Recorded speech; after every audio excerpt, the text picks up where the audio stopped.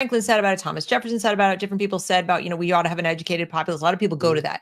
Well, even Jefferson, even Franklin said, I'm like, yeah, they didn't have a notion of the government like running it.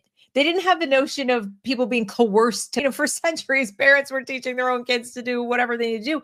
Yes, there were kids, you go all the way back, medieval times, whatever. There were people who didn't know how to read, but guess what? They knew how to add. They knew math because let's say they had to build their own house or they had to build things. So you'd have to. I think Brass put it well in this comment.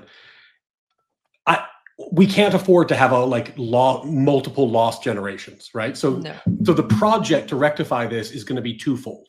One, the institutions need to be changed or rebuilt or modified in some way.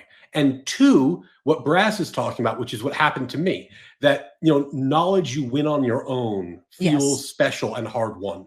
So I know when I got to law school and I started reading Justice Scalia, and that sent me down this wormhole of like, wait, what is this new thing? By the time I was done with it, I was a true blue originalist after having been like a lefty my whole life because this new idea was so compelling. So I'm hoping we can find a way to do both simultaneously, right? We need to find a way to rectify what I think you've identified are serious structural incentive problems.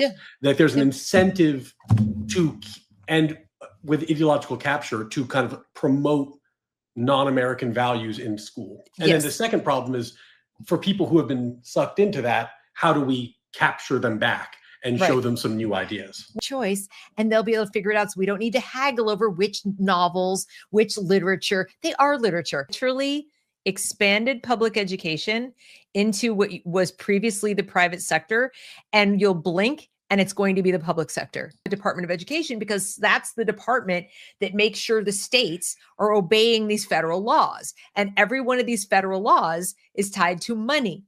Now, the states could basically say, you keep your money. They could, but do you want to be the governor that says,